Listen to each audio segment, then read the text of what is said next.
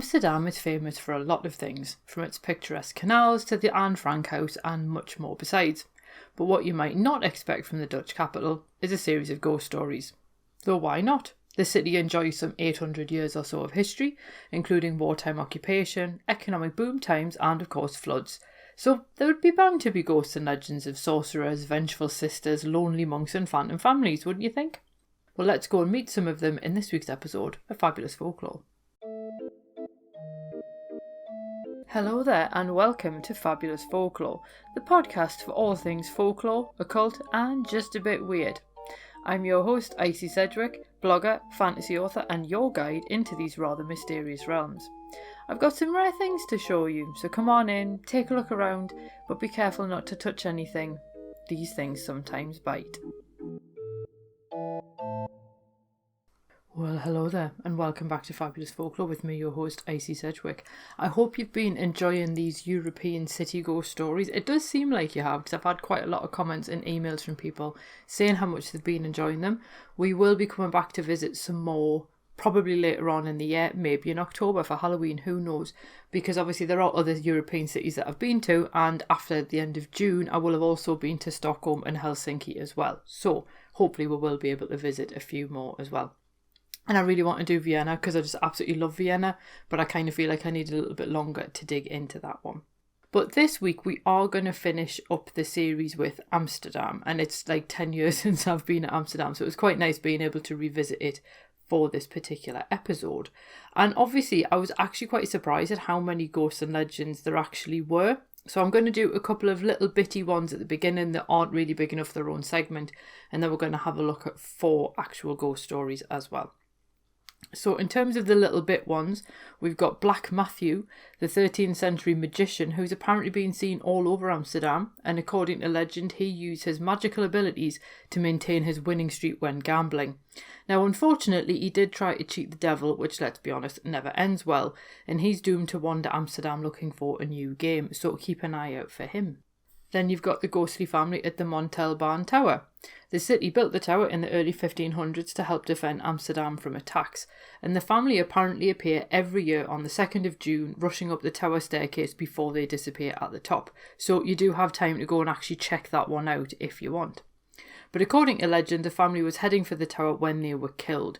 Now, other versions of the story note that the family are wearing 1900s clothing, and there is also a version of the story in which people only see a young boy. But either way, pop down on the 2nd of June and see if you can see them. And then, of course, there's Bloodstraat. And according to legend, a monastery once stood here, and the street is haunted by those executed there for heresy. Now, others say a so-called Council of Blood met at the monastery to decide the fate of criminals. A notorious criminal, Janus de Winter, was killed in the street by his own gang in the 17th century. Now, that's surely got to leave some kind of psychic imprint on a place, particularly with a name that translates to Blood Street. But anyway, we're going to get into the main ghost stories now. And we're going to start off with the one that a lot of people consider to be the most famous. And this is the story of the jealous sister. Now, the Zeedijk acts as the northern boundary of the Red Light District. And in the 18th century, there was apparently a tannery in an alley just off the street. It's now referred to as Spooksteeg. The alley is the site of one of the most famous Amsterdam ghost stories. And in the tale, the tannery's owner, a man by the name of Sharp, had 2 daughters, Helena and Dina. Now, by all accounts, they were apparently both beautiful, but where Dina was laid back and friendly, Helena was passionate and envious. A handsome sailor named Wouter arrived in the area. Now, Helena got her eye on him, but in typical ghost story fashion, he fell in love with Dina instead. Now, this enraged Helena, who felt that Wouter should be with her. Now, she did try seducing him, which failed, and she even tried to steal his letters to Dina so that she could persuade her sister that Wouter had lost interest. And again, she failed. Eventually, Dina found out about the stolen letters, and she confronted Helena, and their argument turned physical. So furious that Dina had not only stolen Wouter, but was now also challenging her, Helena pushed Dina into the cellar. And Helena locked the door and left her there. 2 days later, Helena went to see what had become of Dina, and when she found that she was actually still alive, Helena beat her to death, but she made the death look like an accident, as if Dina had simply fallen down the stairs and hit her head. Now Wouter returned and agreed to marry Helena now that his beloved Dina was dead. Surprisingly, Helena seems to have managed life as a married woman, and little is included in the story about their life together. But for some reason, as she lay dying in 1753, she confessed to the murder. She begged Wouter's forgiveness, but he refused and cursed her soul never to be able to rest. Now, while it's unclear what happened in the years immediately after her death, exactly a century later, on July 23rd, 1853, people heard Helena screaming on the site of the tannery, which obviously was no more by that point. Plenty of reports have also said that they've seen her wandering the alley, miserable and stuck on earth for eternity, as if Wouter's curse has indeed come true. Now, a TV crew and onlookers actually gathered again on July 23rd, 1953, hoping to hear her cries again, but apparently nothing happened. I should point out no one has been able to find evidence of the tannery, although the Sharp family do appear in various trade directories and so on. So it's one of those stories where we don't know exactly where it came from, because it's got a lot of detail for a ghost story. So is it rooted in some kind of fact that's then just taken on a life of its own? Or is it the kind of thing where someone has heard screaming in the alley and has then worked backwards to invent a story? We'll never know. But we're going to move on to Dam Square now, which is quite a fine public square really, and it's home to the Royal Palace. And it was also the site of public executions, most notably for heretics and witches during the Spanish Inquisition. And some people think the ghosts of those executed still wander the area, including the corridors of the Royal Palace. There is also an argument to be made that that's incredibly helpful because the Amsterdam dungeon is in the area, so it's quite good PR for them as well. But at the same time, so many places that have these sites of public executions do have a strange atmosphere to them, so who knows, maybe it is indeed true. And after all, it wouldn't be a surprise if the Royal Palace was haunted, because one of its rooms, the judiciary, is a particularly forbidding place and a holdover from the building's time as the town hall. And statues around the space represent remorse, guilt, judgment and death. Now, this was the place where the accused would face sentencing, and if they were found guilty, they were essentially marched straight out the doors into Dam Square for execution then and there. So it is entirely possible that the ghosts of those killed in the square do still linger. Although it should be noted that it isn't just the Inquisition that added to Dam Square's reputation, because it was also the site of a mass killing in the 20th century. A crowd of people had gathered on May 7th, 1945 to celebrate the liberation of Amsterdam, but German soldiers fired their machine guns into the crowd, killing over 30 people, and some think that their ghosts remain in the square, still whispering to people as they go about their day. And of course, as ever, all of my sources are listed in the blog post that accompanies this episode, and you can find the link for that in the show notes. But we're going to go on to number 3, which is a doomed relationship at the Spin House. Now, you might spot a building called the Spin House or the Spinning House, except since 2016, the Maytens Institute and the Huygens Institute for Dutch History has occupied it, so it is now part of the university. But the building itself was originally part of the St Ursula Monastery, and in 1597 became the home of the Spin House. Now, its goal was simple. They were going to try and take troubled, and I'm saying that in inverted commas, women, and put them back on the straight and narrow. And to do this, they would force the women, who were often poor, sometimes they were sex workers, other times they were what were considered fallen women, and they would force them to do sewing and spinning work. Now, the aim wasn't necessarily all that noble. In fact, I'd go so far as to say it wasn't noble at all, because the Spin House was providing cheap labour, and the workers held there didn't actually get to enjoy the fruits of that labour. They were essentially being punished for their situation in life, and other people were getting to reap the benefits. Now, according to legend, parents would sometimes take their children to the Spin House on Sundays so that they could see what would become of them if they didn't listen to their parents.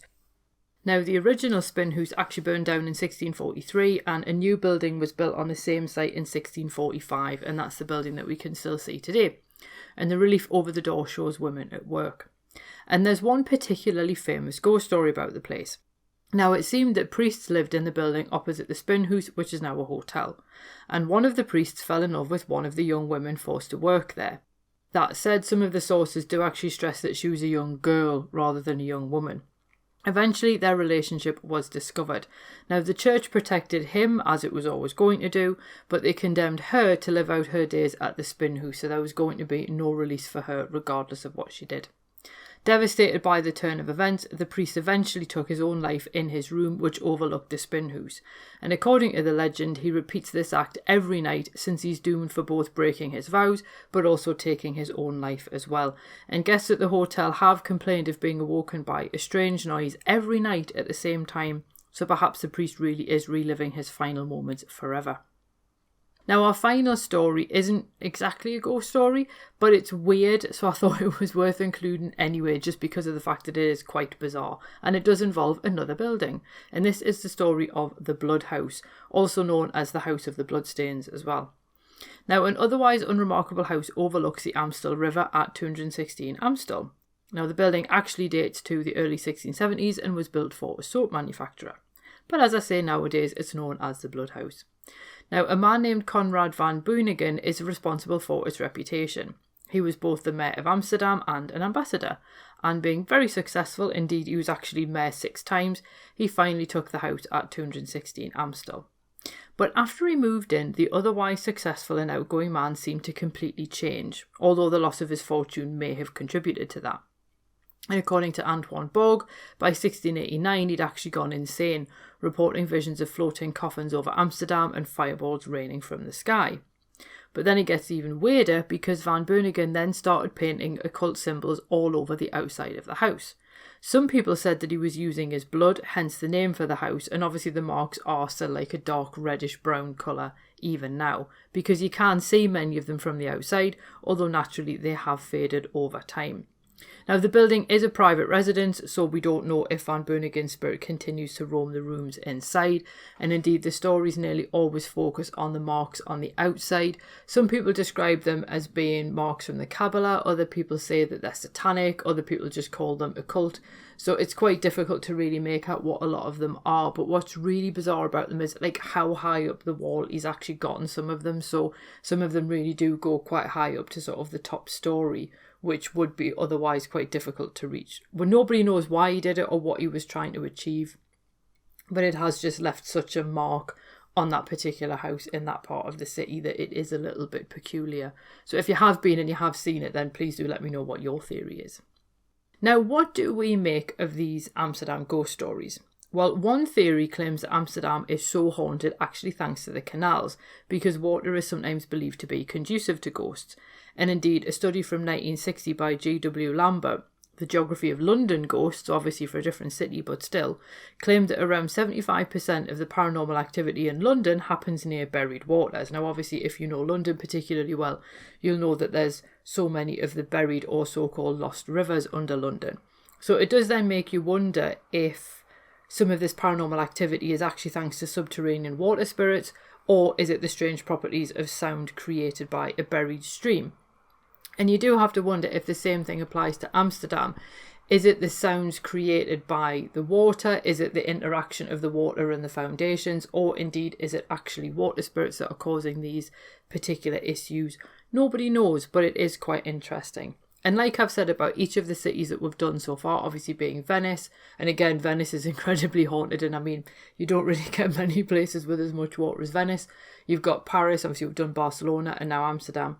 All of them have that sense of a busy city where a lot of life has happened in quite a small space. So people rub up against each other all day, things are constantly happening, there is constantly this psychic imprint of human activity. So it is kind of hardly surprising that these cities would have these kind of stories, and of course because people are so interested in them, they will then go on tours, learn them, and then continue to tell people. So in some ways we're kind of almost keeping the ghosts going by talking about them, which is quite an interesting thing to think of. If you are interested in this kind of content, there is a very short storytelling based episode about a ghost story related to Porto in Portugal if you're a Patreon supporter at the £1.50 a month tier. And there's also a bonus episode of more ghost stories as well if you're interested in that. And of course you can become a patron and help me to keep the podcast going, because obviously there are associated costs like web hosting and all that kind of jazz, and also my time as well. And you can find the link in the show notes. Next month we are going to be having a look at more traditional folklore content from, I'm going to say the north of England, but it's kind of possibly going to tip into Scotland as well. So we'll be looking at things like redcaps, because we've not actually looked at those properly on the podcast before, and ghostly monks and all other kinds of things as well. So we are going to be having a look at more classic folk tales, if that makes sense. And part of that is a logistical thing, because I'm going to this conference in Stockholm and Helsinki, so it's going to be really tight time-wise. But it's also because of the fact that I like to vary the content that we do on the podcast. After that, we will also be having a look at some more Roman gods and their legends and things like that, because somebody requested Sylvanus and I really want to have a look at him. But I also want to have a look at some of the goddesses as well, because the last time I did Roman gods, it was the likes of Jupiter and Mars and so on. And as much as I love them, it would be really cool, I think, to have a look at some of the goddesses like Juno, because I feel like she's kind of been a little bit smeared by history, shall we say. So we will be having a look at some goddesses as well in July. So that gives you an idea what kind of content is coming up on the podcast. So I hope that you return and come back for that, whether you binge them and save episodes up or whether you listen week by week, whatever is easiest for you. As always, you can always get in touch with me. Instagram is probably the best place to send us a message, because if you send one on Facebook Messenger to my Facebook page, it disappears off into these weird inboxes and it's just not user friendly at all. So email is always good. Twitter is probably the best, and there's also Instagram as well. Or you can leave comments on the blog post, or you can also leave comments on the YouTube video if that's where you're listening to this, and so on and so forth. So you can let me know what you think. You can also request episodes. The link is in the show notes below. So anyway, that is the end of European Ghost Stories month. I hope you've enjoyed it. We will do another one, as I say, because there's just so many other cities that I can do. And I will see you next month when we start having a look at a little bit more traditional folktales. Cheerio. Well, thanks for listening, and I hope you enjoyed that episode. If you did, feel free to leave a review wherever you listen to podcasts, because that helps other people find the show too. It also takes between 4 and 6 hours to research, write, record and edit these episodes, so if you want to help support my time in doing that, then you can buy me a coffee, or you can join the Fabulous Folklore family on Patreon and enjoy extra benefits, including exclusive episodes and articles and even illustrated talks. All the links you need are below, and thanks in advance.